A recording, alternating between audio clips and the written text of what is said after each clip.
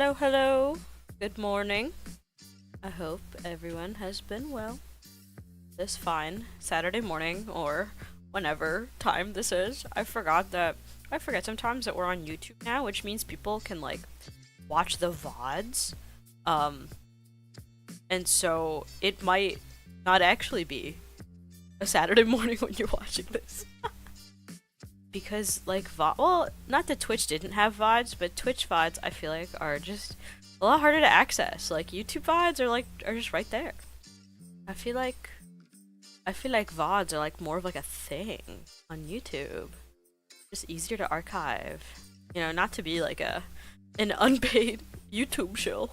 Not to be like an unpaid YouTube shill, but you know, just saying. It's kind of nicer. I like being on the YouTube now. But anyhow, hello, good morning, regardless. I hope everyone has had a wonderful morning. I've been having a nice morning. I went to a nice little local bakery. It's technically a chain bakery, but like they opened one near me, and so now I get to enjoy it. Because until now the closest one was like 20 minutes away, but now it's like 2 minutes away, which is pretty nice. I still have my little matcha latte that I will be periodically sipping. But anyhow, we're living. As you can see, we have made new frontiers on Gouf. Gouf has expanded to new frontiers. Legs. It's been a good time. Yes, last week we finished up his other leg, and now we'll be working on his waist unit, which hopefully we'll finish, and he'll have like a torso, and then I think his arms go after that. I've talked about this before, but like the way Gouf's the way like the Gouf is structured, like the build is structured, is kind of funky. Like I know I don't have to listen to the manual, like I can kind of just build whatever parts I want, like whatever order I want to build the parts in, like it doesn't actually matter. But I think it's kind of funky to see how the manual like expects you to build this thing in order, and I'm like, huh. I feel like that's happened to me several times. Funny enough, I think one of the other kits that I noticed this on was probably like RG Hainu. I feel like RG Hainu had a similar experience of like I was building it and I was like, I was not expecting this to be the order in which we're building this kit. But I guess it is, because if it's my first time building something, I will just follow the manual, because I want to know like what Bandai's idealized build experience is for this kit. So I tend to just like follow exactly what order and how the manual wants me to build something. And so that's how I tend to do it. And so even if the manual is set up in an order that I'm kind of like, that's kind of funky, I was not expecting that, I still tend to like, I trust Bandai, and I'm like, yeah, that's the order in which we're building this, I guess. Like, Gouf was kind of funky, because I think one of the first things I built... Yeah, kits that make you build the torso waist last make me uncomfortable. Really? I'm the other way around. I feel like it makes more sense to build, like, the waist last. If that makes sense. The waist and the torso last. Because those are the pieces that connect... I feel like those are the pieces that connect everything together. And so, in my brain, it makes more sense to build them first. Because you build all the, like, extremities, and then you put them all together with the waist and the torso. And I just feel like that makes sense. But, like, some of them, the way Gouf is, like, Gouf, you build the head and the torso first. So actually, I think Gouf might have done something funky. I think, no, Gouf was, body first, which I feel like does make sense. But there are some kits, because I think when I was building RG Hainu, I was like, started building it feet first, which was kind of funny. I was like, what do you mean the first thing I'm supposed to build here are the feet? What? Why am I building the feet first? But I trusted the process, and RG Hainu is still a very fun build. But no, I feel like building extremities first, and then like waist torso makes sense to me because those are like the connecting pieces. You build all the extremities and then you put them all together. That was the same with RG Suzabi. It also had you build feet first. That's kind of funny. Maybe it's just like a thing with some of those real grades that are just like feet. Feet. But yeah. Today we're just going to keep chugging along on Mr. Gouf. Having a good time. He's got torso and he's got legs. You know what I think would be fun? Wait, we're gonna do something. Okay, we're gonna do something really stupid. Okay, we're gonna do something that's probably very stupid. That I'm not sure if I can even do. Wait. Oh my god. Look at him, he's beautiful. Look at him, he's beautiful. I'm sorry to whoever's joining on leg goof. I am leg. Let's go. This is Gouf in his final form. Okay? This is Gouf in his final form. We're zooming in. No, we're not zooming in. You can't see Gouf in all his majesty. This is, yeah, that's it. We're done. That's the kit. You know what? Great run, guys. Thank you so much for joining me. I'm so happy that we finished Gouf. I think he's beautiful. No notes. Oh, I messed up his little hole. Yeah, he's beautiful. No notes. We've done it. Thank you. We've done it. Thank you all. Just for posterity, I'll build the rest of it Pixar be like. Yeah. He's just, well, every profile of this man is beautiful. The side profile, even from the back. The side, the front. Wait. Oh. Look at him! He's dancing. He can do the worm. Oh my god, he can do the worm. Oh my god. He can do the worm. Look at him. He's in his final form. He has the movement. This is brilliant. This is beautiful. I can just have him just like... Wait. Oh, look at him. He's like a little chicken. He's like a little chicken, but without limbs.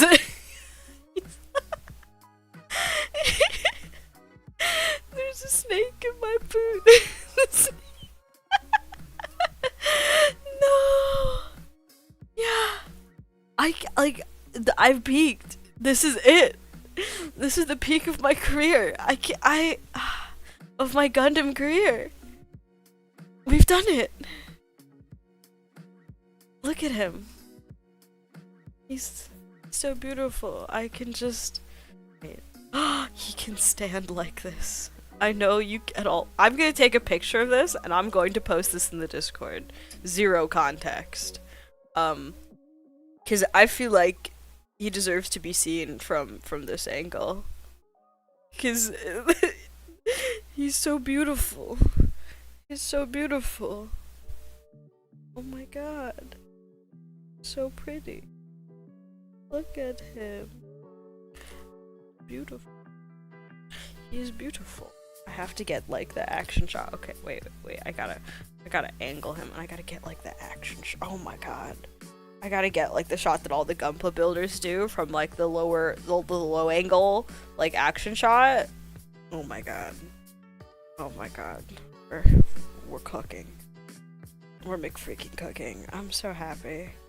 I'm so happy with this little creature. Yeah, how is spring? Spring has not been kind to me, but spring has never been kind to me. That is simply the cards I've been dealt with. It was a little bit better this week because at least it's raining. But it's not. Ugh. I'm still dying out there. But anyhow, just for posterity, let's keep building him. We're gonna put my beautiful son to the side for now. We're gonna put my beautiful son to the side for now and work on the waist unit. I can't believe I'm honestly thinking just leaving him like that. I can't beat that. But yes, spring sure has been treating me. I've accepted to live in a state with like a perpetual stuffy nose. Like I've just accepted that that's the state that I live in right now. Of just perpetually having a stuffy nose. Like, and that's when it's like good, because at least I'm not having like a sinus headache. Because there are literally some times when I step outside, because man, especially when it's really nice out, because I'm cursed with the affliction of I like sunlight. I need sunlight. I like being outside when it's sunny out, because I like enjoying the nice weather. I like when it's nice and sunny out. And so I just like hanging out in the sun. And so when I see that the weather is nice, I'm like, I have to go outside right now. I'm like, I just have to go outside right now. And so there have been a couple times when I do that, and I'm just like, okay, I'm just gonna run just a little errand, okay? Just nothing's too crazy, because I know my spring allergy's killing me. But I still want to enjoy the sun a little bit, just for fun. And so I do that, right? And I'm outside for, I kid you not, like maybe 20 minutes, and I have a sinus headache. And I'm like, oh, I guess this is the life we're living. Gouf or Gouf Custom. This is just regular Gouf. This is just regular Gouf. I wish I had Gouf Custom. I do really like Gouf Custom too. But honestly, I'm not gonna lie. I like the shade of blue of regular Gouf a bit more. I will not lie. Because I know everyone loves Gouf Custom, and I do also love Gouf Custom. I think Gouf Custom looks pretty sick. But, I don't know. I'm a vanilla Gouf fan, actually.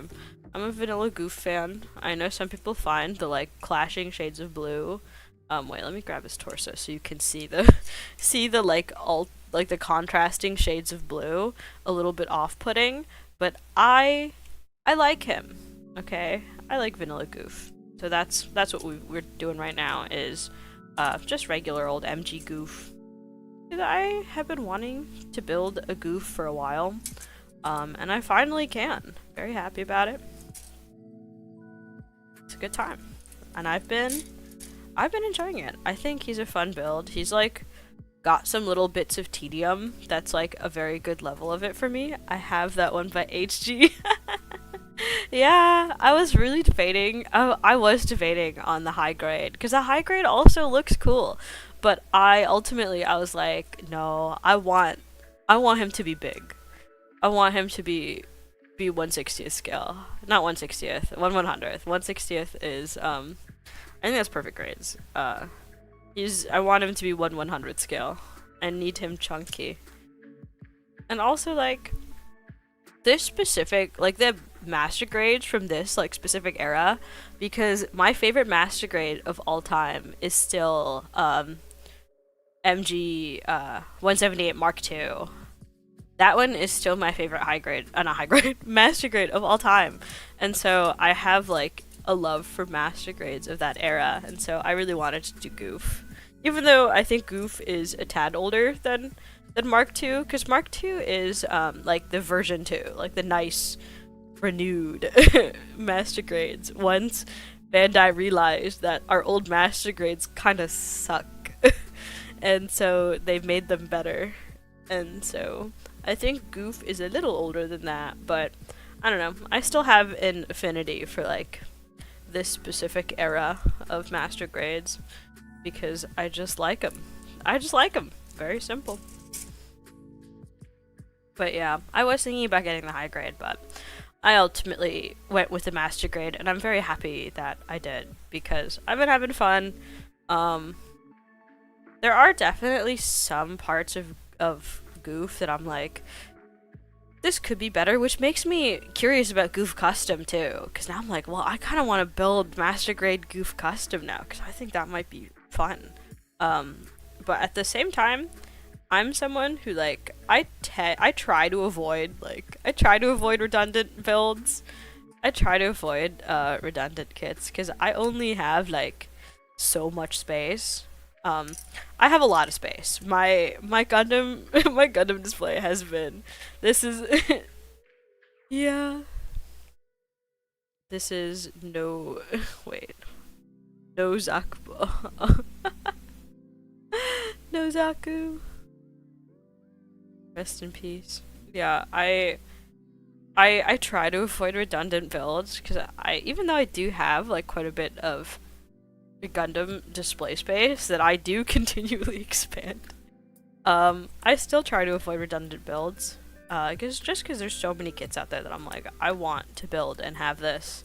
I try to avoid ones that like look too similar. Just because I'm like, well no. Unless I plan on like customizing something, like I got I got two real grades just by pure accident. Two real grade high news just by pure accident. I'm a fan of build series. How about you? I do like build series. Honestly, build series is fun. Build series is just like genuinely so fun because I love at least I think I've only really watched bits of like Build Divers. I don't think I've seen some of the I haven't seen some of the older Build series, but I have watched part of Build Divers, and it's just fun. It's just Gundam kit. It's just like kit bashing. I love like it's got that like I don't know how to describe it. It's got that kind of Beyblade factor because I'm a child of like the Yu-Gi-Oh! Beyblade era. I'm a child of like the Yu-Gi-Oh! Beyblade Pokemon eras. Well, Pokemon has been around for like decades, so that doesn't really like say like, you know, every kid likes Pokemon. Like every kid likes Pokemon, whether you were born in 1995 or 2005 or even 2015. Like there are still kids born now that are getting into Pokemon, which makes me happy. But like I was definitely a child of the like Yu-Gi-Oh and Beyblade eras, and so I feel like Build Divers like scratches a similar itch, except it's with robots. Yeah, the every design and concept. What's it? I ended up getting Barbatoris, Build Divers Barbatoris, just because I thought that concept was so crazy and it looked so cool, and I still fully agree. To this day, like Barbatoris is still one of my coolest looking Gundam.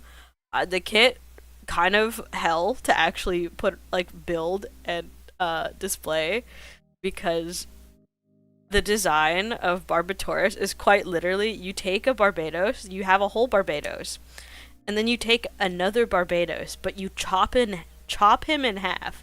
So it's just the waist and the legs down, and then you just mash them together. That's Barbatoris. And so Barbatoris has the same like connector bit as like just Barbados waist. And so it's a little bit flimsy, and it's honestly like kind of a pain to deal with. And same with just like some of his joints are just not that good because that's what happens when you make a four-legged Gundam. Though there have been other four-legged Gundam, like there's like Kimaris and other ones that have four legs, but the way Barbatoris' design was just very rough, is what I'll say. But with some glue, I still 100% worth it because it just looks so cool. It looks so cool. I'm like, come on.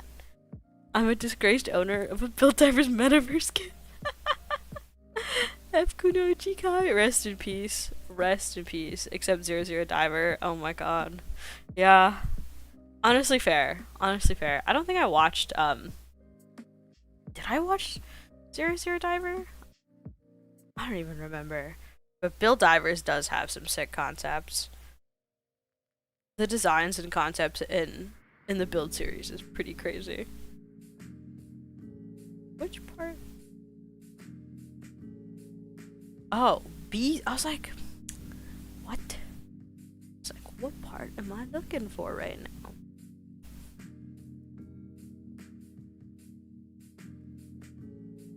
Yes, I did just cut out E18, and now I need. I was like, where are any of my pieces? But anyhow, yeah. I do like the build series designs. They're pretty banger. Like way up there. The core Gundams and planet system is up there for Gundam gimmicks though. Yeah. Planet. Honestly, I fully agree with you. So fun. Man, I should have you custom Gundam before? Yeah, a little bit. I've been painting Gundam for like a little bit. I have been dipping my toe into the world of kit bashing lately. One of my I think one of my earlier streams, but I think that might have been when we were still on Twitch, so I don't think the VOD got archived, rest in peace, but I was working on my first kit bash, which is I'm kit bashing a 30-minute sister with a Barbados, just for fun, because I think it would be cool. But I have done a bit of custom work. I've painted a couple of, up until this point, it was really just been painting, because I like painting kits, and I think it's fun. But I have been now dipping my toe into kit bashing because I think it's fun and making like cool custom builds. Yeah. Customizing Gundam is definitely one of those things that like is very daunting at first because I was like so scared. I was like, I'm gonna be bad at it, and what if I waste this whole kit? But then once you actually do it, you're like, oh, this is fun. Like it doesn't actually matter if you're good at it, because there's a lot of room for error. There's a lot of room for error and there's a lot of room for growth. Like, I wouldn't recommend diving directly into customizing with like, I'm gonna customize my like $300 perfect grade, but I do like customizing kits. Like, I think the first kit I ever painted was a high grade Sigrun from IBO. I just repainted it. Very simple. I did like, it was a lot of like painting practice and stuff like that, just to like get a knack for it. And I've been painting, of course, the classic Gundam Wing Endless Waltz Wing. That one that everyone gets and also paints, because I'm not gonna lie to you, the design is really cool, but the actual colors I'm not the biggest fan of. I'm not the biggest fan of the colors of like vanilla Endless Waltz Wing. I just feel like it's a little bit saturated. A little bit too saturated, so been repainting that too. I remember trying to kit bash between HGBF Try and HG Astra Gundams, and I failed my... No! I mean, I'm sure you can still repurpose the parts. I hope you can at least still repurpose the parts and stuff. That sucks. Yeah, I feel like I'm going for a lot on my first kit bash by kit bashing a 30-minute sister, a girl, and a robot, like a high grade Barbados. And so I feel like I'm going for a lot, but I'm nonetheless going for it anyway. And trying and just hoping I don't fail. Wait, is this correct? This is not correct. This is supposed to go here. Okay. I'm only a little bit stupid, but it's fine because we figured it out in the end anyway, which is what matters. Yeah, But I get it. I'm also like paranoid. It's good that you started with high grades. It's good. It's definitely better to start with kit bashing with high grades, because the kits that I started kit bashing with are also high grade Barbados and a 30-minute sister, which is like she's not particularly expensive either. And like I said, at least with kit bashing, like you can always repurpose parts, you can take them apart, you can kind of do whatever you want.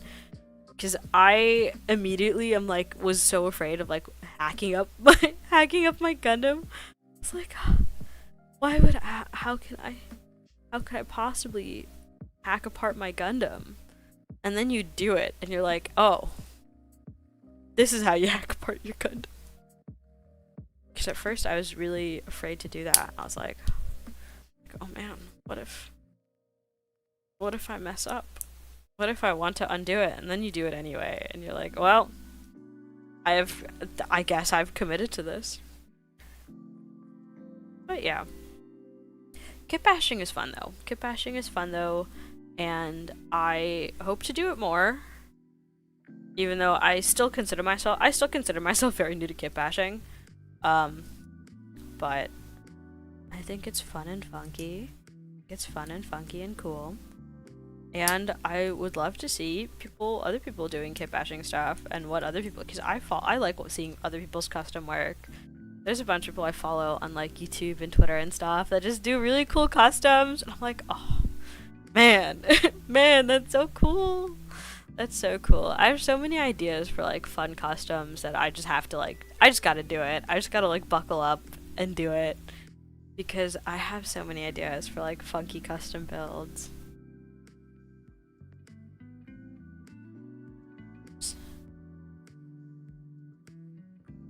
Okay. Where did I put my e-runner? This is where I've put my e-runner. Excellent. But yeah, I love seeing people's customs, and I have so many funky ideas for customs. I still have to finish, I still have to paint my other real grade Ainu, because I have 2 of them. I've only built one of them, but I still want to build and paint the other one. Because I didn't buy 2 of them on purpose. I ended up coming into 2 real grade Ainus, which is its own story, how I ended up coming into 2 real grade Ainus, but you know, that's a story for another time. After all this time, I just realized I superglued my Ilfrith G's right shoulder. No, butterfly joint stuck! No! That's so sad. I think if it's not like dry yet, you can still use, yeah, that's what I'm saying. I think you can still use acetone or paint thinner to try and dissolving the glue, depending on what kind of glue it is. I think you can look up like what dissolves plastic glue, if it was just like plastic glue. Honestly, I would think it's kind of worth it, because I've definitely taken some substances to my Gunpla, and they've been more or less fine. It's more of like a degradation over time thing, but if it's just living in like a case, you'll probably be fine, and as long as you don't like submerge the piece in acetone, like you should be okay. You should be okay. Godspeed. I'm so sorry to hear that. Ugh. Sucks.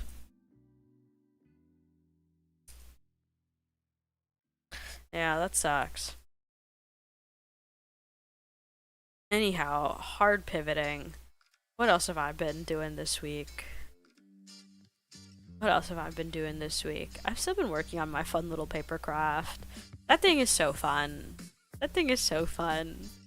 I love my little paper craft excursion, because I have never really I've done a little bit. I've done like other model kits, but I've never done like this kind of paper craft kit, like paper craft diorama type thing. And I think it's really fun, and I've still been enjoying my little paper craft diorama. Honestly, it makes me want to do more of them. Makes me want to do more of them because they're really fun and they're really cute. It's like a little bit funky because I'm used to like Gundam where I don't glue anything, but in this you're like expected to glue things, which I know is how most other model kits work. Most other model kits like expect you to like file things down and glue them. But I'm so used to Gundam just being like snapping together and just being like, yep, that's it. No glue, just vibes. I love Gunpla. I love Gunpla for that. For spoiling me and making me like used to not having to glue things. But then sometimes I encounter non-Gunpla. And I'm like, oh no. My worst enemy. Glue. The permanence. It scares me. But not to be dramatic. Now that I'm done being dramatic, I do enjoy my little paper craft diorama. I think it's a fun time. I have. You know, I have. I'm so good at starting trains of thought and then not finishing them. I'm so good at that. So good at starting trains of thought and then not finishing them. But the other thing I've been doing lately is I've been playing a new card game. It's not a new card game, but it's like, I guess new-ish to me. Oh my god, I left my little my little remit receipt. My little mini. Man, the other thing that I did is I went to I bought a couple of boxes of remit minis. If you don't know what remit minis are, they're like little blind boxes of miniatures. It's basically just like dollhouse furniture. They're so cute. I don't know why. I got like very obsessed with remit miniatures because fun fact about remit miniatures is that they're to scale of A, most mecha girls, and B, most 1/44th scale Gundam.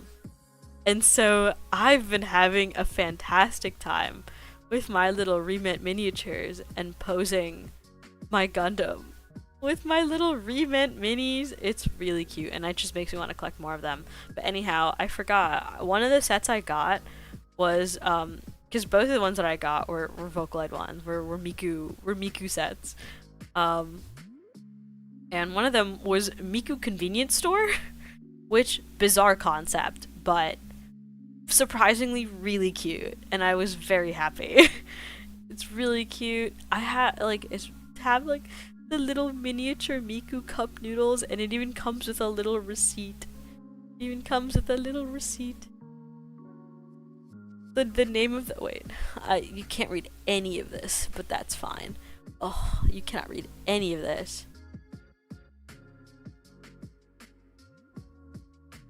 But it says Everyday Miku, everyday 39, because the name of the convenience store is Everyday Miku, which is so cute. I love remit minis. But anyhow, I forgot to clean up because I was having fun just like posing my Gunpla with my little remit minis, and I was like, it was a great time. I was just playing dolls with my Gundam. But I forgot to clean up the little remit receipt. The little Miku convenience store receipt. You must be like amazing Barbados Lupus. I do like Barbados Lupus. You know, I ended up buying a Barbados Lupus kit at some point, but I ended up giving it to someone as a gift. And I was like, part of me was like, I wish I kept it. Because that was kind of my thing with repetitive kits. So at that point, I already had Master Grade Barbados, and I was like, I say that like I don't collect several unicorn kits. I think as long as they're different like scales, I think I'm okay with it. But I don't know. Part of me was like, well, I've already have like MG Barbados in my like build queue. I can't like keep Lupus. And I also like bought it for the purpose of giving it as a gift. So I was like, well, I'm also not gonna take this person's gift away from them. So I have bought a Barbados, an amazing a lupus kit, but like I ended up giving it. I ended up giving it away. Rest in peace. And now I'm like, Barbados lupus is such a cool design. I did buy, I mean, of course later I did buy a high grade Barbados, but that I honestly, like, I bought that thing for kit bashing purposes. I bought that kit so I could kit bash it, and I have been, and I've been having a good time. I literally bought it on the Hobby Lobby sale. So I think the kit itself was like $10-15. It was like dirt cheap. And I was like, well, if there's any kit I'm gonna kit bash, it's going to be this one. If there's any kit I'm going to kit bash, it's going to be this one that I bought for turbo cheap at the local Hobby Lobby. At the local Hobby Lobby. Which I'm still like, yeah, sucks that Hobby Lobby does some messed up things. But they do sell model kits for 40% off sometimes. So, you know, Hobby Lobby, maybe some crimes can be forgiven. If, you know, but only during sale week. Only during model kit sale week. Hobby Lobby can be forgiven. A little bit. Just a little bit. I feel like I'm not doing this correctly. This is meant to go elsewhere, I feel like. Oh, I understand this now. I was like, I felt a little bit stupid. I was like, what? I feel like this is not the way you are meant to like secure this, because it's not secure. You know? You ever have those moments? You ever have those moments where the picture is like not super clear what you're actually supposed to do, and then you put the pieces together and you're just like, this doesn't feel right. This just doesn't feel right. I've done something wrong, but I don't know what I've done wrong. But I've done something wrong. We can accept a little bit of homophobia if we get that 5-figure discount. You know, listen. If, you know, Hobby Lobby can campaign to take away some of my rights, because those model kit sales are banger, okay? Those model kit sales, banger. I feel like I'm treading on territory I shouldn't, though, in terms of things I can talk about on stream. We try to keep this nice and family friendly and neutral enough. And neutral enough that Heather doesn't bonk me later for committing crimes on stream. Actually, Heather encourages me to commit crimes on stream. As long as I'm still family friendly, we're cooking. We're good. But anyhow, hard pivoting because it reminded me of a movie that I saw last night, actually, that I have been itching to talk about because it was really freaking cool. It's Monkey Man. It's called Monkey Man. Right off the bat, I just have to tell people, please watch it. It was really good. I had a fantastic time, and it's a movie that I really want to get support. Like, go see it in theaters, please.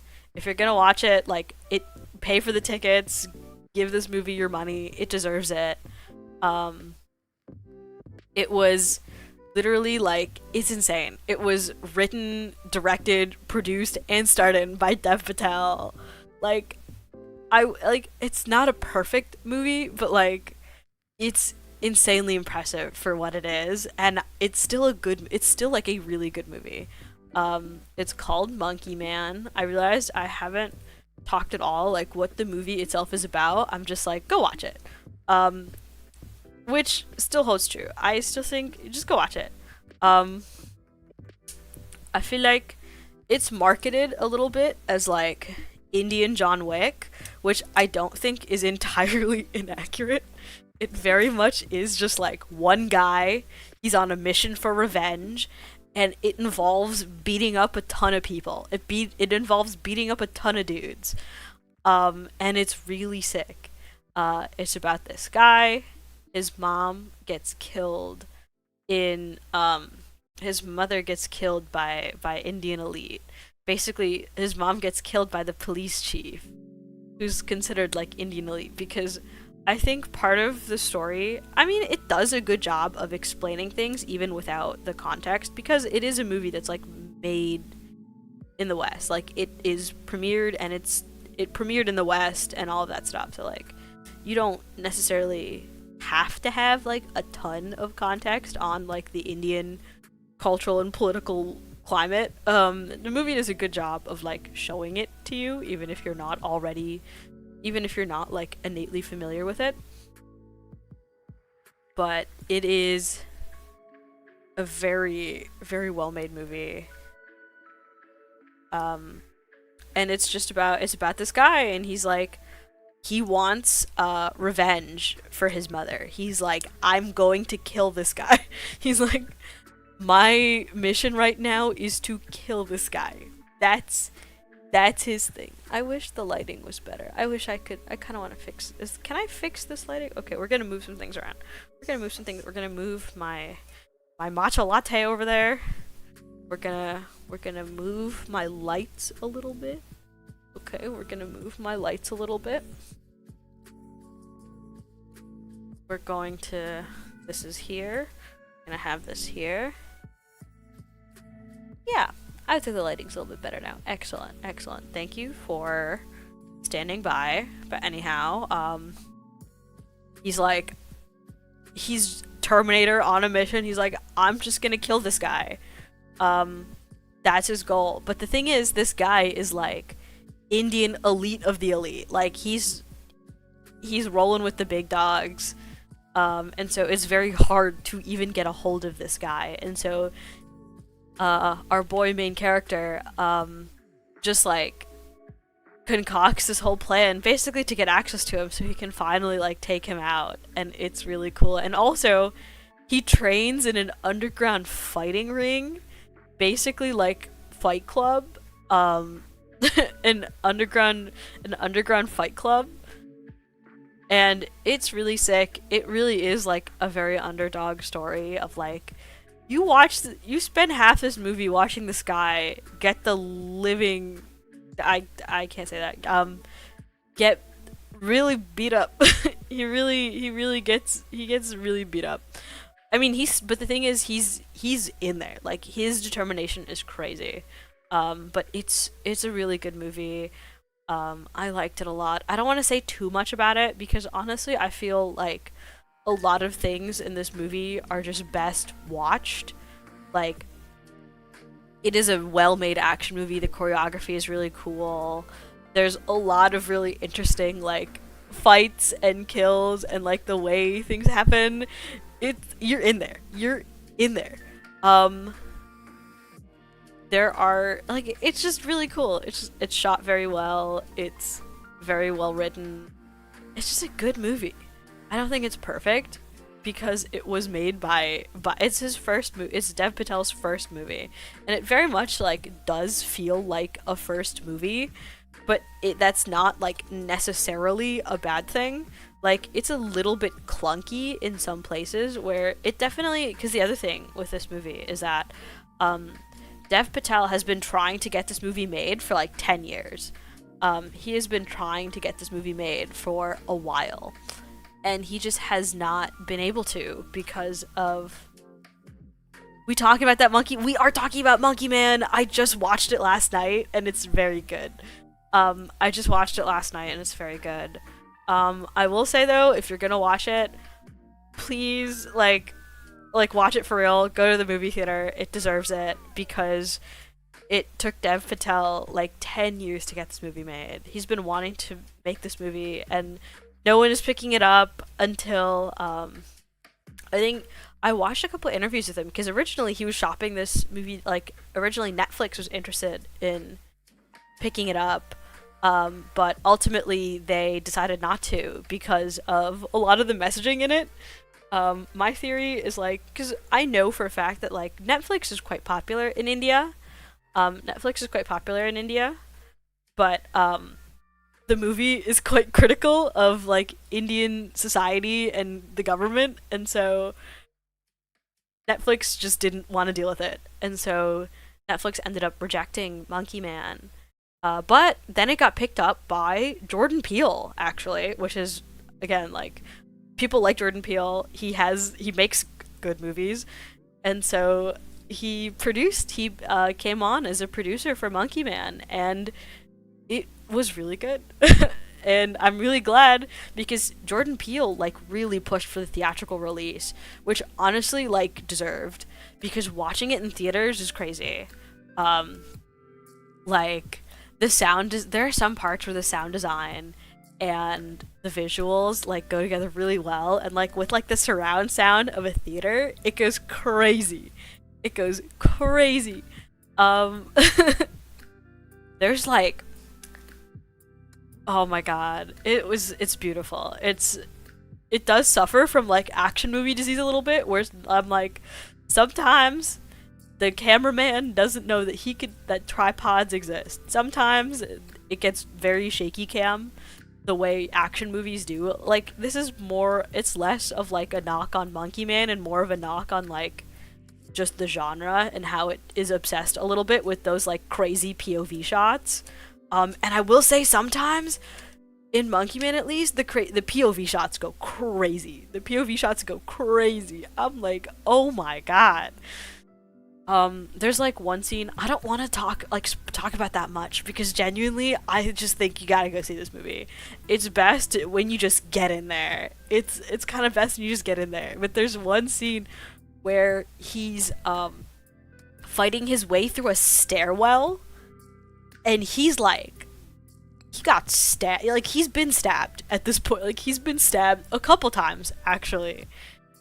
And he's just like, I have to get out of here. And he's booking it down this stairwell, and it's like this crazy POV shot. Yeah. It's crazy, and I really hope more people go see it because it's the kind of movie that like is very hard to get made, in the sense that like it is a very like Indian movie, I will say. Not to the point where you can't understand it if you're not Indian, like not to say that like the movie does a good job of making you understand, because part of the movie is based off of the legend of Hanuman, which is part of Hindu mythology. And so knowing the story of Hanuman is like kind of important to understanding the movie, but the movie also tells you the legend of Hanuman. But it does, like the thing that I really like about it is it doesn't just tell you the story of Hanuman, it shows you, because there's these really cool shots of like referencing Indian mythology that you kind of glean the story via these images and how the movie is shot, and I just thought it was like a really cool creative choice. But also part of it does just like tell you, to an extent that is like appropriate, of like, well, you kind of have to know some of this context. You kind of just have to know some of this context to like fully understand this movie. But it is definitely like a very Indian movie, which I think is really cool. As someone who is South Asian, it was kind of crazy to see see this, because I ended up watching a few interviews with like Dev Patel afterwards, and one, he's extremely passionate about this. He did a really good job, because this kind of role is like very outside of his wheelhouse. Up until now, I feel like has been doing. He's a really one. Dev Patel, phenomenal actor. He's a very good actor. I love Dev Patel in just about everything he's been in, with the exception of M. Night Shyamalan Avatar. But listen, he was like a teenager and he's trying his best. Okay, some things can be forgiven. His fun fact about Dev Patel is he played Zuko in M. Night Shyamalan's Avatar. It was unfortunately one of his breakout roles. Besides Slumdog Millionaire, I think his real breakout role was like Slumdog Millionaire.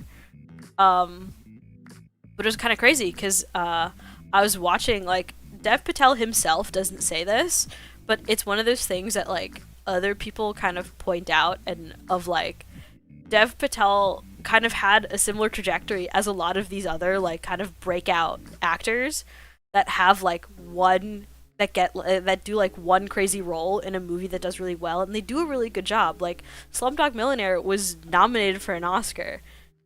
Yeah, M. Night Shyamalan's Avatar is not a movie you can blame the actors for. Yeah, like it's not Dev Patel's fault that movie was bad. He was trying his best. But yeah, he had a similar trajectory as a lot of these actors do. You know, like I think the most recent example, there's no performance they could have given to save that movie. Yeah, for real. I think the most recent example I can think of right now is like Dominic Sessa with the, if you've seen The Holdovers, which Holdovers, great movie. And Dominic Sessa is a first, like, this is his very first, like, big boy acting role. They plucked him straight out of, like, college and was like, here you go. The story of how Dominic Sessa got cast was actually pretty fascinating. And so Dominic Sessa, like, did really well in this movie. He did a great job. He's a very talented actor. And now he's already, like, getting offers to be in other movies, and he's like building a career, and I hope he does well because he's a very talented actor. But it's kind of crazy because Dev Patel had a similar trajectory of like yeah, he had a similar trajectory of like he had his breakout role. He was in he like one, of course he had other roles before Slumdog Millionaire, but that was like the big role, and he did a really good job of that movie. That movie was, he was like the guy, he was the kid in Slumdog Millionaire. He's like the one of the main characters, if not the main character of that movie. And that movie got nominated for an Oscar. And typically like people that get breakout roles like that were literally like an Oscar, that had Oscar nominated performances, are now like in the zeitgeist, and they're popular, and now they're in demand. Kind of like, you know, Anya Taylor-Joy in Queen's Gambit. Like she did really, not to say that she didn't have an acting career before, but she did Queen's Gambit. Everyone loves Queen's Gambit, and everyone's like, oh wow, Anya Taylor-Joy is like actually a really good actress, and now she's in basically everything. Which, I mean, good for her, like, get it. But it's kind of crazy that Dev Patel didn't have a similar trajectory. Dev Patel is just as talented. He's such a good actor. And he had his breakout role, but after that, he kind of got stuck on, like, the indie movie circuit. Not to say that, like, it's bad, but he's been on the indie movie circuit for a little while. Like, the other movies he's done, I like Dev Patel. Like, I like a lot of the other movies he's been in. Because he was in Lion, he was in Green, oh god, what was it? The Green Knight? Green Knight? That one, I don't remember if it was called The Green Knight. I want to say that movie was called Green Knight, but it was very good. He was in, what was it? The Dickens retelling of David Copperfield, Personal History of David Copperfield. That one he did a really good job in. But he's kind of just been stuck in kind of these like artsy kid roles. Let's see. I have a custom concept of Barbados in my sketchbook. Yeah, I would love to see that. I would love to see that. I also, if you'd like, I have some sketches and whatnot for my custom, for my own Barbados custom, and also for my wing custom and stuff like that too. Yeah, Hayden Christensen could not have saved the prequels by acting better. No actor can make it. I don't like sand. It's coarse and rough, and it gets everywhere. A better line. Man, you watch so much movies, not like me only watching Gundam series. Honestly, that's kind of valid. I'm someone that just likes media in general. I love Gundam. I love Mecha. It's some of my favorite pieces of media, but I'm someone who just likes media in general, and I don't think there's anything wrong with just like enjoying Gundam. If you have like the thing that you like, that's amazing. Like I do watch Gundam. I am a Gundam fan. Gunpla is like one of my primary hobbies, but I don't know, I'm just like a media fan in general. I like watching a lot of movies. I like watching movies and stuff. I don't watch a lot of Western TV. I watch a lot of anime. Okay, I will. I mean, come on, I'm streaming Gundam. Like, I'm an anime fan. Let me live. Don't come at me for this. But yeah, I watch a lot of anime. I don't watch a lot of Western TV, because honestly, in my opinion, I'm like, it goes on for too long. It goes on for too long a lot of the time. A lot of Western TV shows, not that I don't like any Western TV shows, but a lot of Western TV shows, in my opinion, just go on too long because I have a negative attention span. But I do like watching movies. I do like watching a lot of movies. But yeah, Monkey Man's great. You should go watch it. I was watching like a few interviews with him about like making Monkey Man, and one of the reasons why he made Monkey Man is the fact that like he himself kind of realized like he was talking about like, because part of why he kind of got stuck in that indie movie circle, part of why he got stuck in that indie movie track, not that it's a bad thing. The movies he's been in are great, and he did a really good job. But he hasn't really been in any like blockbusters. Not since Slumdog Millionaire. He hasn't been in any like big budget blockbusters. Getting those offers like a lot of these other actors that have their breakout roles tend to do.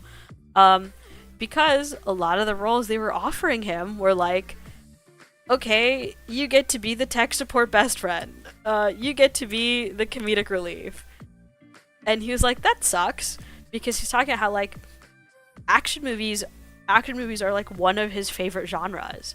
He loves action movies, and he has desperately wanted to like break into action movies and wanting to be like an action movie guy, because he loves like he like grew up on stuff like Bruce Lee and things like that, and it was like he's like, I want to be that guy. I want to be in these cool action movies. But every time he tried, the only roles he could get were like the tech support, like the guy that hacks the mainframe, or like the silly best friend, and those just are not the roles he wanted to play. Which is part of why he hasn't like been in any of these big blockbusters, because on top of that, he just doesn't get a lot of offers for them, because, you know, a little bit the elephant in the room being racism. Because yeah, he's an Indian guy, and it's kind of hard. He gets typecasted as these roles that Indian guys tend to get typecasted, and he's like, I don't want that. And how leading actors age with their man, that's a whole other can of worms of like how we have these aging action stars, but they always have to have a 21-year-old as the love interest, and it just gets weird. It just gets weird. But it's kind of crazy that part of why Dev Patel made Monkey Man is even though he's like such an established actor, he couldn't like get this role. He couldn't get an action movie role for himself, and so to the extent where he's like, well, I'm just gonna make this role for myself. He wants to be that action movie guy, but no one was willing to cast him as one, so he had to make his own role for it, which is part of why he made Monkey Man. And he did a really good job. Like, that's a great movie. I was like very surprised, because up till this point, Dev Patel has very much been like, he's been an indie movie guy. He's like been kind of in a lot of these artsy movies, like that's kind of been his style up until Monkey Man. I was like very surprised to see him doing like crazy action scenes, and he did a really good job. Yeah, go watch Monkey Man in theaters. That's my consensus. Go watch Monkey Man in theaters. It's really good. And yeah, and it's, you know, it doesn't suffer from a 50-year-old action star next to a 21-year-old model as his being the only action dudes dating someone born in the same yeah, man, Hollywood. It sometimes, this is why I like don't want to know anything about actors' personal lives. I don't want to know about your personal life. If I like an actor, or if I like a musician, I'm like, I don't want to know about your personal life, because 9 times out of 10, I'm just gonna be sad when I find out that this beloved actor that I enjoy is like dating a 19-year-old. And I'm like, oh, man, not again. But at least Keanu Reeves. Like, it's so crazy that the bar is that low that I'm like, wow, I can't believe Keanu Reeves is like an action star that's like dating someone that's his own age. Like, we're so happy, we're so proud of him for like not dating a 20-year-old for not being like, how old? Keanu Reeves like in his 50s, right? I think he's in his 50s and he's like dating someone who's born in the same decade as him. That's insane. Wow. Good for him. And I'm like, oh, the bare minimum. Yeah. It's like, that's why sometimes it's better for your idols to remain idols. It's why, like, I'm I'm a fan of VTubers. He's 59. Okay, yeah, he's 59. I was like, I'm pretty sure he's in his 50s. He's like close to 60, which again, man, he's in great shape for someone who's like pushing 60. And I feel like I might be wrong, but I think Keanu Reeves like still does his own stunts. I think Keanu Reeves still does a lot of his own like fight choreography and his stunts. Please fact check me on this if I'm wrong, but I feel like at least in the original John Wicks, like one of the big like things for it is the fact that he does his own stunts, which was like crazy in John Wick, and I don't know if he still does them in like John Wick 4, but I think it's cool if he does, because he's pushing 60. Keanu Reeves is also, yeah, I saw he's confirmed Shadow the Hedgehog, which I'm very excited for. I like Keanu Reeves.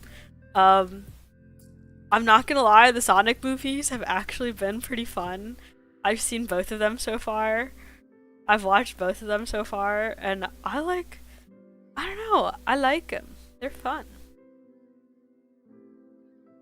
They're just fun little movies. I checked, he does like 90% of them. Okay, yeah. That's what I thought. Like, either he does, even if he doesn't do all of them, he does like most of them himself. Which is still like crazy, because John Wick movies go insane. John Wick movies go insane.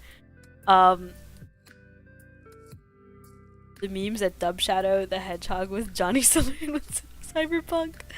I'm so happy to be Edgy the Hedge. Yeah, me too. The memes with that dub Shadow the Hedgehog with Johnny Silverhand. Honestly, yeah. This is like, it reminds me of one of my favorite videos of all time, okay? One of my favorite videos of all time is this one video of Howl from Howl's Moving Castle, because fun fact, Howl, the English dub of Howl is voiced by Christian Bale. Is voiced by Christian Bale. And there's one video that like just is a clip from Howl's Moving Castle. It's the scene when he's like, you know, flying with Sophie in the sky, and he brings her back to the balcony, and then he jumps off the balcony and disappears in his like cool wizard way. And the scene plays out exactly like in the movie, except as soon as he jumps off the balcony, it's spliced with Christian Bale, "I'm Batman." And it's so funny. It's such a good video. Because because Christian Bale was Batman, and you could just, it's just Howl being like, "I'm Batman," and it's one of my favorite videos of all time. The ones he doesn't do are the ones he doesn't have training, yeah, which is valid. Yeah, obviously, like a lot of these stunts take like crazy amounts of training. Which I'm not gonna lie, speaking of like stunt people, one of the movies that I'm like kind of thinking about watching is, I think, The Fall Guy. I saw a couple of trailers for it, and I was like, this looks like goofy and stupid, but I kind of want to watch it because it looks like fun, goofy, stupid. And it has pretty good reviews. Like, it just looks like it'll be a fun movie. So I might go see it sometime. I don't know if I'll see it in theaters. I don't know if it's worth for me to see it in theaters, but like, I am definitely open to watching it at some point because it just looks like fun. And it's very much like Ryan Gosling in his comedy movie era. I'm like, I love that he's in there. He looks like he's having so much fun. He really did it. He brought it as Ken, and now everyone's like, man, I didn't know Ryan Gosling could do like comedy roles. He can. He's great. But yeah, I'm Batman. It was so great. That's such a good video of Howell just being like, I'm Batman. Because it's Christian Bale. Because it's Christian Bale and he can just do that. Yeah, I love when people splice things together of the same voice actor. I think there's it's not the same thing, but there's another video I really love that is it's a blooper. It's like an outtake reel from the dub of Fullmetal Alchemist Brotherhood. And it's like just a normal scene. I think it's when they're still kids, and Winry's like, "Come on, guys! Grandma said it's time to come in. She made soup." And the voice actor for Alphonse, for little like 10-year-old Alphonse, like baby Alphonse, is like, I can't say it because it's a bad word, but he's like, "F yeah!" And it's so funny. It's so funny. I love when people splice things together of the same voice actor. I love when people splice things together of the same voice actor. I can't wait for all the Shadow the Hedgehog, Johnny Silverhand memes. It's already happening, but they're sick. They're great. I can't wait for people to splice Johnny Silverhand with Shadow the Hedgehog. You know, speaking of, I have been watching, I started sharing a Dropout TV account with one of my friends because I wanted to watch Dimension 20. And so I'm like, okay. But I ended up watching some of the other things on Dropout as well, just because it just looks fun. I've seen clips of Game Changers, I'm like, it looks fun. And so I've been watching some of the other stuff, and they're fun. It's a fun time. And one of the things I've been watching is the show Actually, and it scratches a similar itch of, like, when I was growing up, I watched Jeopardy religiously. I watched Jeopardy, like, religiously. Every day. I would always watch Jeopardy. I was really into it. Fun fact, I auditioned to be on Kids Jeopardy. I passed the test, because you have to, like, take a test to prove that, like, you're smart enough to be on Kids... Oh, I don't even know. It's like a trivia test. I passed the test, but they didn't end up casting me. Because, I don't know. I wasn't a cool enough kid, I guess, but I love Jeopardy. I grew up watching Jeopardy, and watching Actually, like, scratches a similar itch as, like, my childhood love of Jeopardy, except now it's about, like, nerd nonsense. It's about, like, video games and stuff, which is fun. And in one of the recent episodes of Actually, like, this is, like, not even, because the whole premise of the show is, like, someone, like, the host gives, like, a little piece of trivia about, like, a TV show or a game or an anime or something, or a movie, and the contestants have to guess, like, there's something about the little statement that is incorrect. And the contestant has to be like, actually, this is the correction.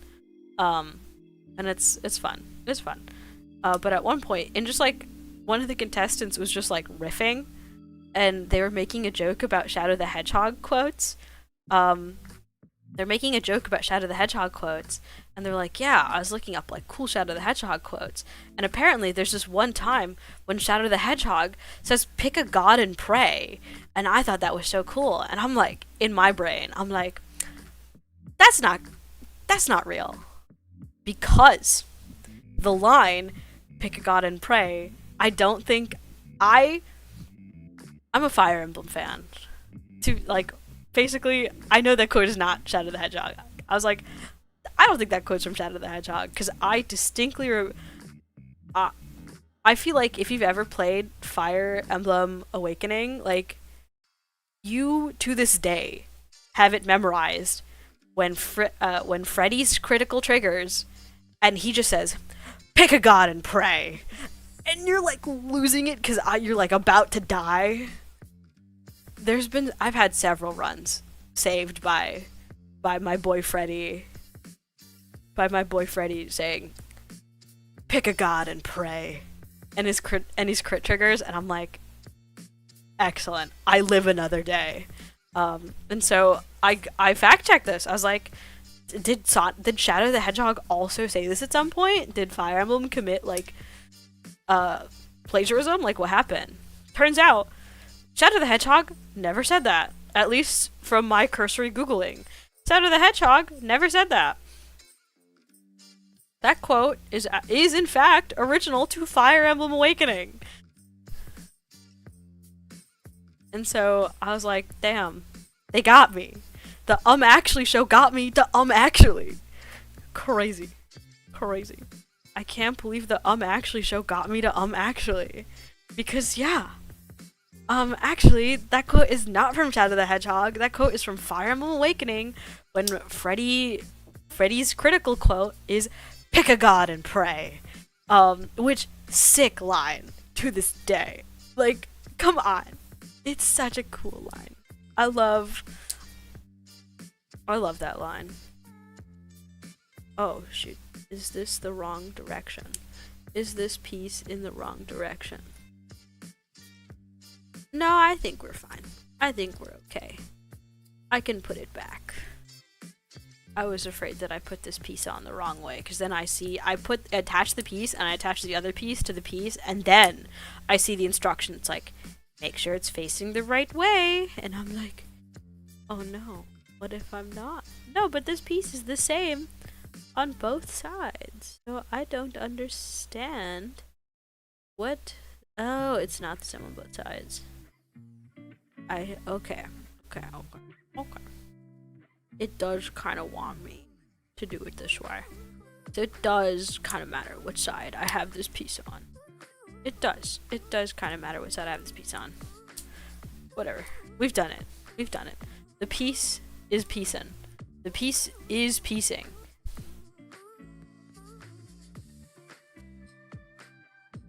But, yeah. The other thing I've been doing this week, besides, I watched Monkey Man. Great movie. Go see it in theaters. Because genuinely, I really want this movie to do well, and I want Dev Patel to be able to make more movies. Because this movie is one that, like, you could really tell you could kind of tell, like, this is a first movie. But also the fact that Dev Patel directed, wrote, produced, and starred in it. Like, that's his movie. He did a really good job for basically making a whole movie kind of, like, himself. Which, insane. Good for him. But it was still a little bit rough around the edges because it is his first movie, and I feel like it suffered a little bit from, like, he's been wanting to make this movie for 10 years and finally he got to, and so he's like, I'm just going to put everything I want to put in here in this movie. So there's a lot of messages that this movie is trying to tell. There's a lot of things this movie's trying to comment on and, like, trying to, like, say things about, which, not to say that it, like, is bad. The central theme is still very strong, and it is apparent throughout the whole movie, and I still think it's done well. But there are definitely things where I'm like, you could have trimmed this. You could have trimmed this a little bit. You could have cut this a little bit. But, like, I still think it's ultimately a very good movie. And I want him to make more movies, because he's good at it.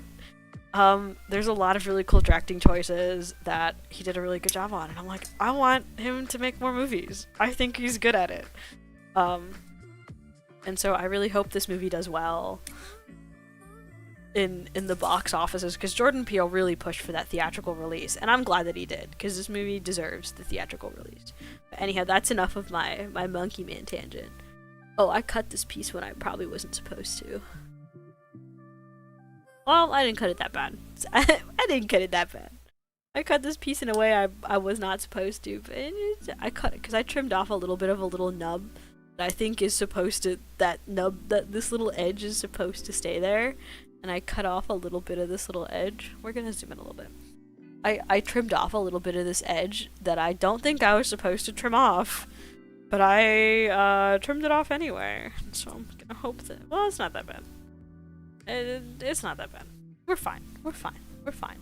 Look at this. We're fine. We're fine. Yeah. Worst case scenario, glue exists. Glue exists. I was like, oh shoot. Oh no, I cut this piece wrong. I cut off this little nub that might be important, but it's not. I think it was purely aesthetic. So we're living, okay?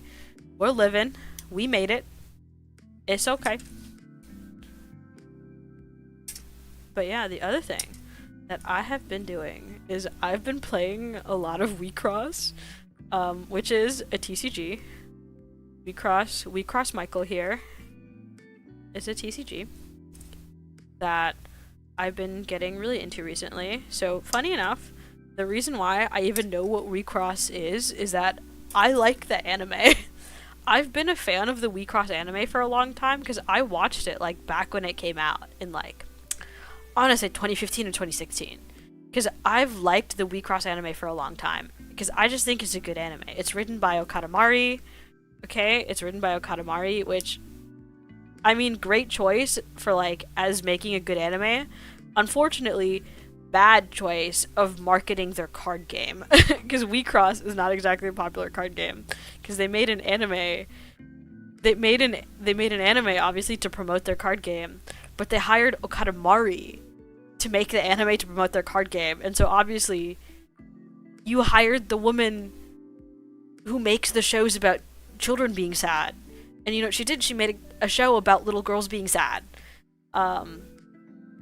Still really good show, but it doesn't do a lot to to advertise your card game if the whole anime is like, oh man, these kids are like going through a lot right now. These kids are going through a lot right now. Yeah, does a bad job of also she's Okada Mari. She like bare minimum put the card game in there. Like she does not deal with any card game mechanics.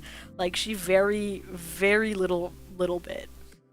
Do they play the card game in the anime? They do play the card game in the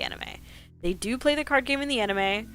But they don't like. I feel like I'm used to stuff like Yu-Gi-Oh, where they like in Yu-Gi-Oh they like talk about the card game and they're like, and then I do this move, and with my this card I do this. In the WeCross anime, they don't do that. they don't do that. They like reference cards a little bit. You know what's funky is that they reference like trading cards in the WeCross anime. Like in the anime, the characters will like trade cards, because it's a trading card game, which I think is funky. But for the most part, they play the card game, but it's like in the fantasy way where it's like, we're in the fantasy battle realm and we do the fantasy battle. And there's not a lot of like actual card game playing, because I came out of that anime not knowing how to play that card game. Me playing a card game with my soul at stake to see the opponent playing me. That like, okay, but that's like that's actually the plot of the anime. Like I hope you know that's actually the plot of the anime. It is so crazy because the basic gist of WeCross the anime is these girls are like, they're playing, because it's kind of confusing because WeCross the card game exists, but then there's like the special version of WeCross the card game, because you can just like in the anime, like there's just people playing the regular card game, like they're going to the card shop and playing the card game. But if you're a chosen one, like if you're special, if you're chosen to be like the special girl, because also another detail about WeCross is that originally it was marketed as a card game for girls. It didn't work out that way, but the original plot is they're like, okay, if you're like the special chosen, one of the special chosen girls, you can play WeCross, but like in the shadow dimension, and basically you compete against other special like chosen girls, which, you know, it's funny, the center unit in WeCross are called Lurigs because it's girl backwards, because it's supposed to be the card game for girls. You can take my soul. I don't want to play out the next 7 turns. That really kind of is how it is. So yeah, the plot of WeCross is that, okay, but if you're a special chosen girl, and if you win, what you do is you make a wish, and that if you win the card game enough times in the special like extra card game battles, and like the special Shadow Dimension card game battles, um, your wish comes true, right? Which is cool. Wow, it's so fun. Your wish comes true. And a lot of the girls, their wishes, they're like they're like 13, 14-year-old girls. So they're like, I want my crush to like me back, or like, I want to make friends. Um, you know, the wishes that 14-year-old girls have. They're like, I want to have friends. And it's kind of sweet. But what they don't know about the card game is that if you lose 3 times in the Shadow Dimension games, the opposite of your wish comes true. And that's where it gets like kind of really messed up, because one of the girls, one of the side characters, is that her wish is that she wants to cure her terminal illness. She has a terminal illness, and her wish is I want to cure my terminal illness. And this girl kind of just exists to show off how evil the like main villain is, because the main villain is this girl. She's like a model, and she has this like modeling rival, and her wish is I want to be the prettiest girl in the world so I can be the best model ever and defeat my modeling rival. And she's also evil, because she sucks, because you know what happens is she's also really good at the card game, because she just gets like a broken deck. She gets like a broken, the mechanics are actually kind of cool, because the mechanic of her deck is like so the way it's done in the anime is she can read what other her commander, like, because it's kind of like Commander-esque, where you have like your main unit, your main little avatar that you fight with. Her main little avatar, her like super special ability is, in the anime at least, she can read what other girls' wishes are. She can use her super, and it tells you what the other girl's wish is. And she's a terrible person, so she uses it. She uses psychological warfare. Like, it's crazy. She uses psychological warfare, and she wins. That's how she wins the card game, is by psychologically terrorizing her opponents. The Rain Raptor deck user immediately conceding after I play my credit card defense position. Yeah, it got way darker. Like, exactly. And so she's like doing really well in the Shadowverse battles. She's like really good at the card game. Actually, I don't even know if she's good at the card game. It's more like she's good at psychological warfare, and so that makes her win the card game. It's kind of funky because her deck like exists in the card game. And what her deck's like special ability is it lets you look at your opponent's cards, which is, I think, is fun. Like, when you actually play the card game, if you play the same deck as her, her unit Puruluk lets you look at other people's cards, which kind of mimics what she does in the anime. But again, the anime doesn't tell you that. I had to play the card game to find out. The anime does not tell you that. In the anime, it's just this girl committing psychological warfare. And so she's like doing really well. She hasn't lost any games yet. She's only been winning. And so she plays the side character with the terminal illness, and so she's lost twice. And of course, so what these girls know is that if they lose 3 times, they're like out of the running. They don't know that the opposite happens. All they know is that if they lose 3 times, their wish no longer gets to come true. You lose the opportunity. So she's like, man, I can't lose this opportunity because I can cure my terminal illness by winning the card game.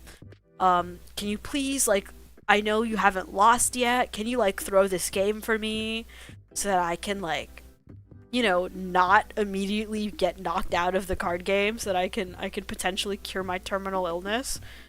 And the evil girl is literally just like, no, no, we're not gonna do that.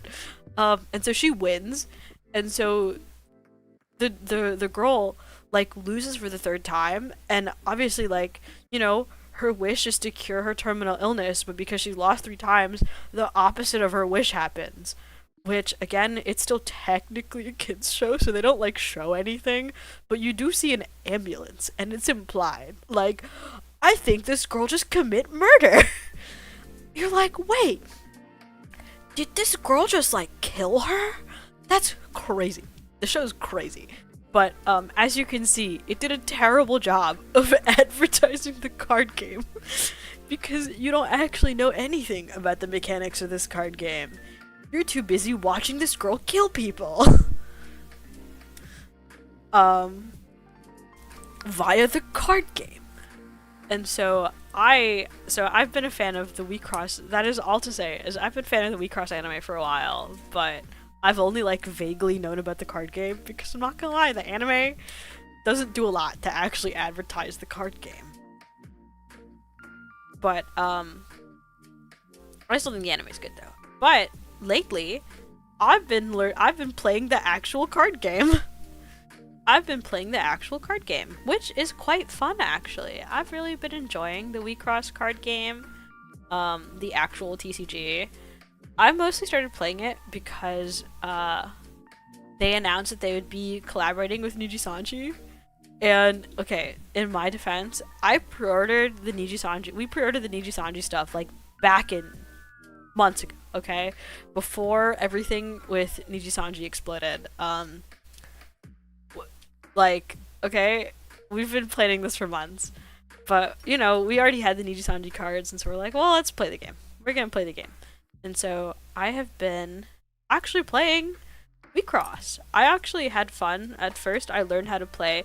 It's kind of fun because, like, I am a fan of the anime, and the first deck that I played with is one of the decks, like, from the anime that, like, basically mirrored the girl, like the main character girl from the anime. And so I was like, oh, this is kind of fun. Like, I know these characters that are on the cards that I'm playing. I was like, oh, I know this character because she was in the anime. That's fun. And I had a fun time.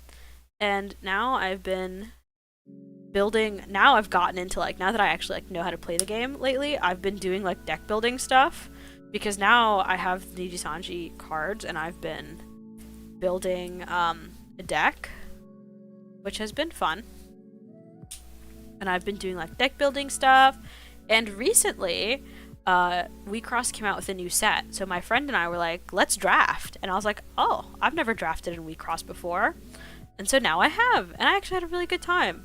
And I was reminded of this because I'm a little bit glad you guys can't actually see my hobby table because there's a lot of stuff on here. There's a lot of stuff on here. It's not very organized. One of the things that's still on my hobby table are my WeCross cards. Are my WeCross cards. This is the deck I played when I was drafting. When we drafted well, this is just a card that I used as a placeholder for a card that I didn't have. But I've been playing. These are my WeCross cards. The art on WeCross cards is, like, actually really nice. I'm trying so hard to not, like, dox myself on the reflect, but the foil cards are actually really sick. Monkey Paw, this is actually a sick card. Rickshaw, another really cool card. I like the little like border art. This is also a crazy card. But yeah, the card art on WeCross cards is crazy. This girl's name is Matcha Frap. I love her. She's also just, like, a good card. But WeCross cards are this girl's name. Wait, where's Guillotine? Her name is Guillotine. Her name is just Guillotine because you know what she does? She kills. She just kills people. I love Guillotine. I love Guillotine. But WeCross cards are sick. Where's oh yeah, I have some funky foils. Where's Miko 33 Mix? Here we go. Here's Miko 33 Mix. That is her real name. I have a cool foil of her. She's fun. She's cute. It's a very, like, anime girl card game. Oh, this card's so cool. Because this is, fun fact, this is Urith. The concept of this set actually is really funky. It's like, it takes the characters from the anime, like the basically the stands. The way WeCross works is very, like, at least in the anime, it's like, this is your stand. She is a little fairy girl, and she is your stand, and she fights on your behalf. That's how WeCross works, is you just summon your little fairy girl stand, and she does stuff, and it's sick. I love WeCross, but anyhow, it just takes a lot of the original like stands from the anime, and just like, what if they were evil now? What if they are evil now? That's the concept of the newest release, and it's pretty fun actually. It's pretty fun. But yeah, what I'm trying to do right now is the closest place that I can. The only place I can play WeCross in person that's even remotely close to me is in Manhattan. And I live in New York, but going to Manhattan is still like kind of a trip for me. Going all the way to Manhattan is still like kind of a trip for me. And I'm like, I just want more people to play WeCross with, but there's no one to play WeCross with besides like my 2 friends that play it with me, and whoever else I've literally just been slowly forcing my other friends to play WeCross with me. Because at one point, one of my friends was going to a Yu-Gi-Oh local, and I wanted to go to the card shop anyway because I just wanted to buy like sleeves and stuff like that. I'll just check out this place because I've never been to this card shop / like tabletop store before. That's like not too far from me. And so I went with him to the Yu-Gi-Oh local and I brought because this is like right after I made my first draft of my Nijisanji deck, and I just wanted to play test it because I made my first draft of this deck, and I brought my Nijisanji deck and I brought my other WeCross structure deck. And while my friend was in between rounds of Yu-Gi-Oh, I just taught him how to play WeCross. I was like, we're playing WeCross now, and it was great. It was a great time. So that's kind of just what I've been doing to people so that I have people to play WeCross with. But there's like no WeCross scene out here, out in the sticks. And I just like, I just want people to play WeCross with. But I think a lot of people are turned off of WeCross because it's very much like an anime girl card game. It very much is like, because you know what ended up happening to WeCross, right?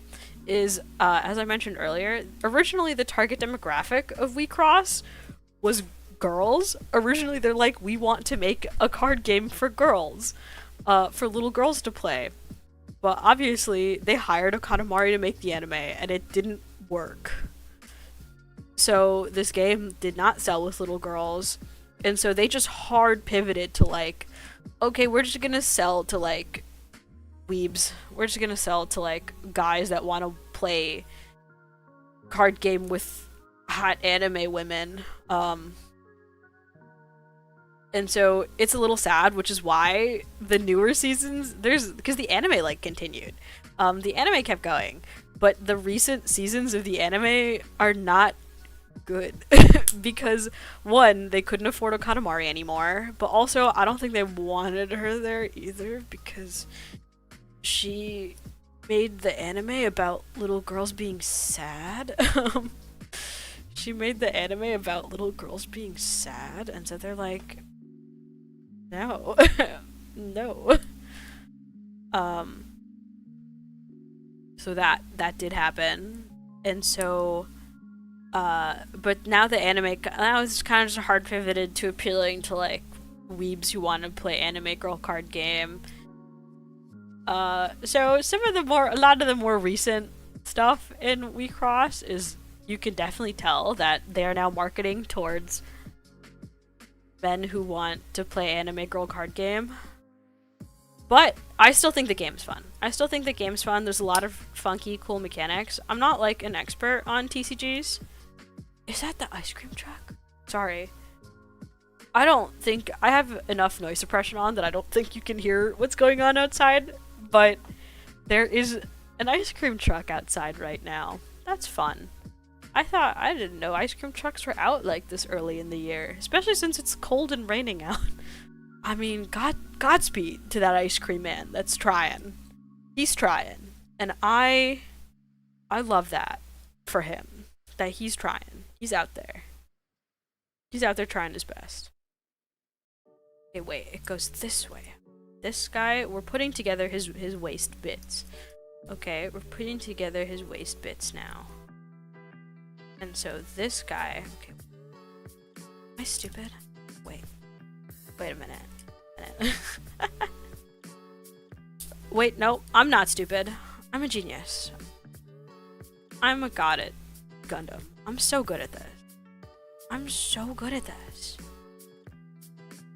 I'm so good at this. Excellent. Excellent. One of my like absolute pet peeves with kits sometimes that I feel like I've run into is waist pieces that are just like impossible to put on.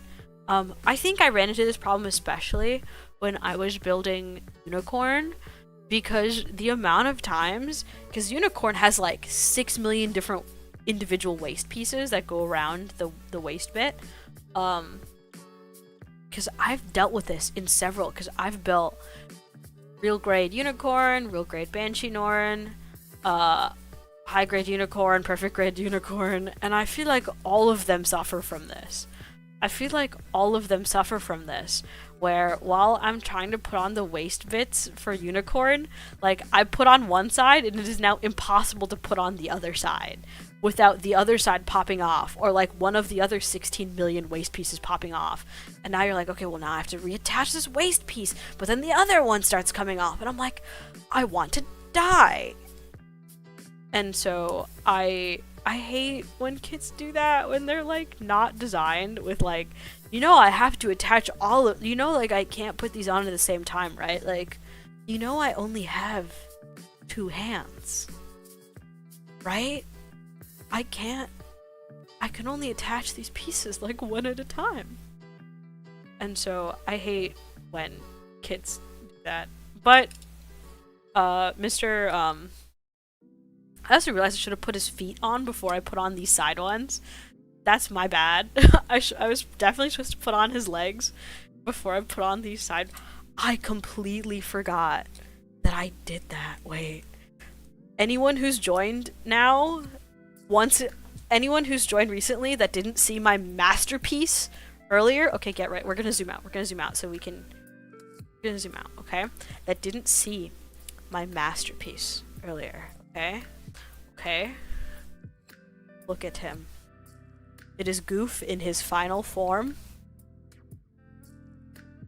This is Gouf in his final form. This is the Gouf of all. This is my Gouf custom. This is my Gouf custom. Okay, this is my Gouf custom. This is the Gouf of all time. This is my masterpiece. This is my son. This is my son. Gouf custom. Gouf leg. I don't like. I love him. He can do the work. He can do the work because it's Gouf and he can bend his legs like that. So he can do the work. Like, this is Gouf in his final. His little antenna. It came off. Where did his little antenna go? Where did? No. Where did his little antenna go? It was right there. Did it fall? Where did it fall? I didn't even move him that much. Please. Gouf antenna. This is, God, when did he fall? When did it fall off? No. Please. Gouf antenna. Come back to me. Where did it go? Please don't tell me it fell on the ground. Please. Please don't tell me it fell on the ground. Oh. Luckily, Gouf is bright blue, so it is not hard to discern it on my gray carpet. Luckily, every time I've dropped like Gouf pieces, it's been very easy to find on my gray carpet. Where did Gouf's antenna go? Where did his antenna go? No, I can't believe I've done this to my son. My son Gouf. Look at him. He's so sad without his little antenna. No. I like almost feel bad for taking him apart because I want to like, you know, finish putting together Gouf. But he's so beautiful like this. He's my masterpiece. He's so beautiful like this. How could I ever bear to take him apart? Where did his little antenna come off of? Wait. We found it. It was just underneath a paper towel. It was underneath my box cutter, actually. By the way, I have the cute little cat paw box cutter. It was underneath my box cutter. I was like, wait, is that? I love that Gouf is bright blue, because it's very easy to discern where any of Gouf's pieces are. Anyway, I can't believe I have to take him apart. No, my beautiful son. Gouf custom. Look at him. Look at him. How can I bear? How can I bear to take him apart? But alas, I do. But I do want to. Man. Okay. We will disassemble him. We will disassemble my son. Everyone, please put your last bits honoring my son in chat, because we will take him apart so that I can finish making Gouf. But F in chat for my beautiful boy, Gouf custom. Worm edition. Gouf worm. Rest in peace. Rest in peace, Gouf worm. Bye. Goodbye, my beautiful boy. You must return to where you are supposed to be. That is Gouf. F in chat for my beautiful son.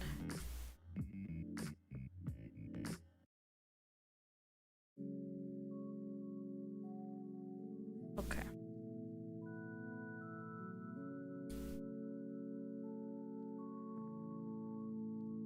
I know. Rest in peace. It hurts me too. It hurts me to see kill my son like this. I know. I know. It hurts. Please, Gouf leg. Come on, I decapitated my son for this. Come on. Come on, Gouf leg. Cooperate with me. Come on. Oh, now the other leg has come out. Okay. Excellent. Beautiful. Phenomenal. Everything's going perfectly. Everything's going perfectly. I think his legs also might just be like this. I think they might just be a little flimsy. It's just like a very short... The like actual connector piece is very short. The actual like connector piece is not very long. So simply is like that. Trying so hard.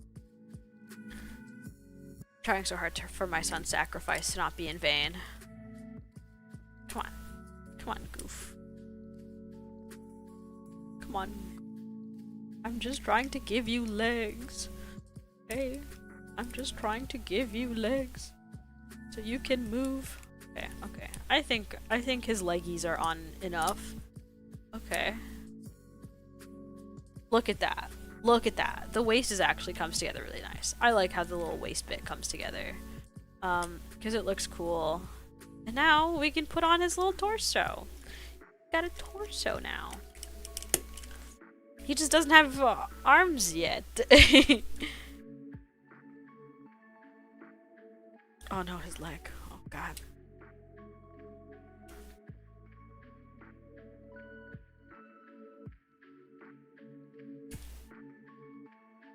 And there we go. Kind of trying to put him together so he looks like a guy. Look at him. Okay, we're gonna... Oh no! His leg. Okay, we're gonna zoom out just a little bit more. Oh, his leg. His leg. Please. His Gouf leg. Work with me. Stay in there. I can't even glue it either, because that would make his joints immobile. I can't glue it either, because that would make his joints immobile, and I don't want that. It is in fact meant to go... Is it... Oh, did I put on his legs the wrong way? Did I put his legs on wrong? Is that why nothing's working? Is that why nothing is working? Is that why I'm suffering?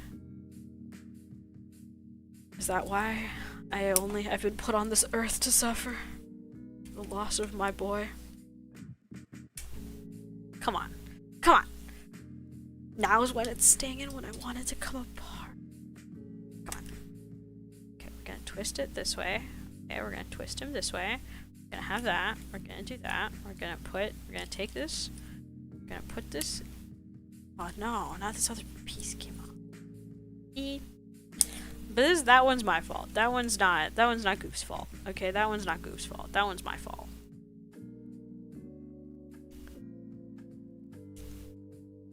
Because his leg, it's like roughly the same. It's just a matter of like how I twist this piece.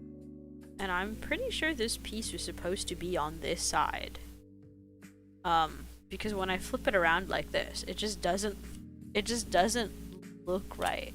It just doesn't look right when I twist it around like that. Come on, do you wanna focus? Come on, camera. Want to focus? Come on. There we go. Yeah, it just doesn't look right. So I think I was correct in having it be this way. I think I was correct in having it be this way. And also, when I look at the legs, I think I am correct in having it be that way. When I look at the little diagrams. So I am correct in having it be that way. I just have to like get his little legs in there. It just is a very short connector, and I'm like, oh, sucks. Come on. Come on, Gouf. Get your legs in there. Go. I'll reattach that later. We'll be fine. I'll reattach that later. Excuse me.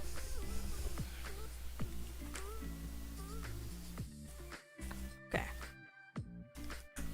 There we go. Did I do it? Oh my god, I did it. Got legs. Got legs for real now. Like, they actually feel like they're properly in there. Now I just gotta put the rest of his waist bits back together. Okay. Things are looking good thus far. Things are looking good thus far.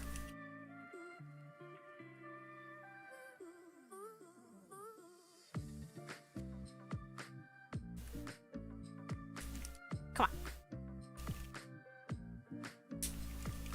Excellent. Excellent. Excellent. Look at him. Legs. Legs.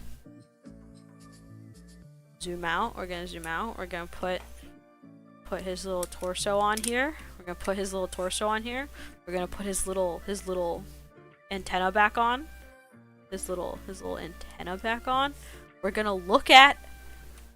Well, he doesn't have arms. Honestly, skinny legend a little bit. Like he kind of makes it work. Pew pew pew. Hello, hello.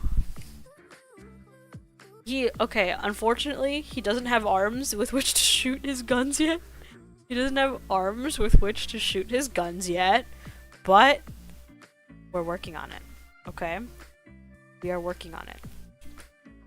Soon, he will have arms with which to shoot his guns with, okay? Soon. Oh, there's also those things that I got. His little pipe. I forgot he's got the little pipes.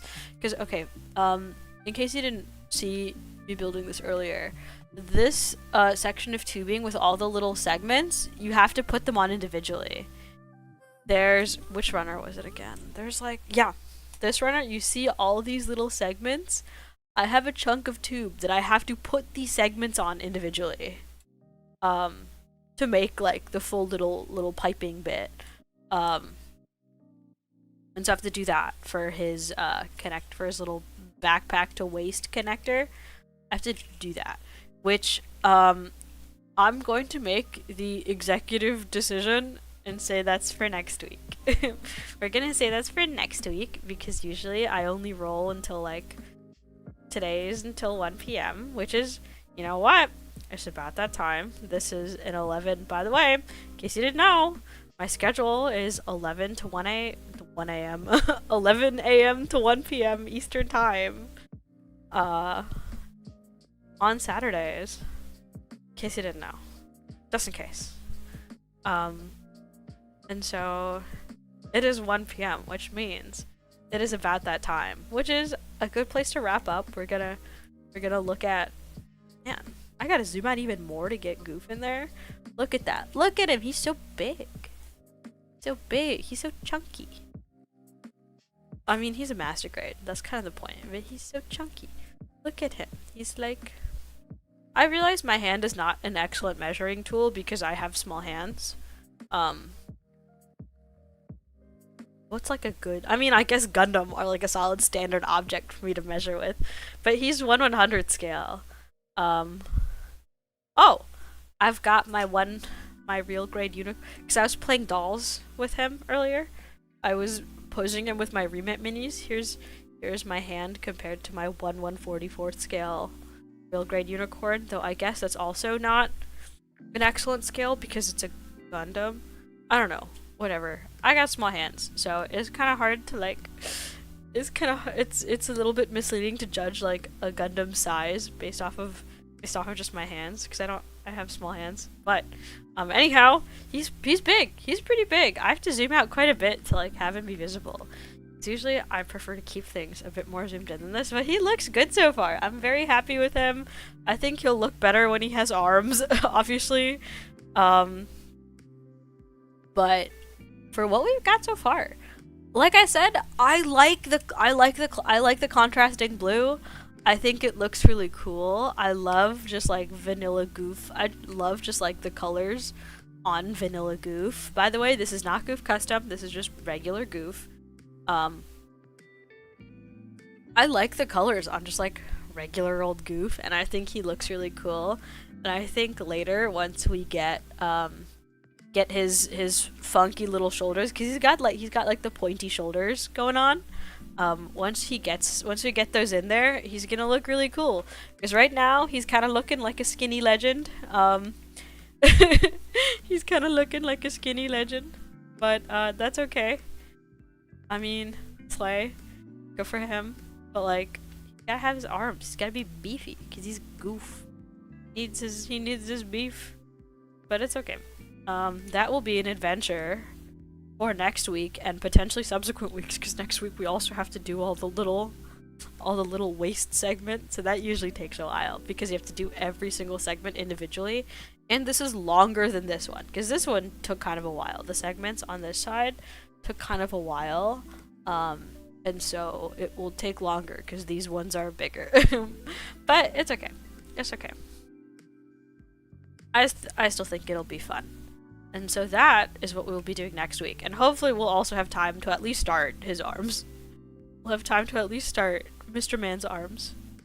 But yeah, I hope you all, as always, have a wonderful rest of your weekend. I don't think there's anything to announce besides the fact that, like, oh, I have to be a YouTuber. Don't forget to like, comment, and subscribe. Don't forget to like, comment, and subscribe. Like, genuinely. I have to be for real about it. It actually does help our channel if you like and you comment and you copy the link. And if you like my streams, you can subscribe. Unlike Twitch, it's free.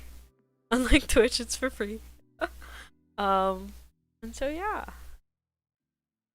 If anyone like subscribe, like man, for some reason it doesn't always show me like the notification for when a new person follows. So if I didn't shout you out, I'm very sorry. Cause OBS just doesn't do right now for some reason. OBS just like doesn't always tell me, but appreciated nonetheless. And yeah, as always, I will be back next week, same time, 11 a.m. Eastern Standard Time. And yeah, I hope you guys have a wonderful rest of your weekend. I'm gonna go do stuff. By stuff, I mean probably working on my paper craft. And yeah. I think it would be cool if you give him 10 to 20 rockets. I also think that would be cool. But anyhow, I shall see you all next week. Bye bye!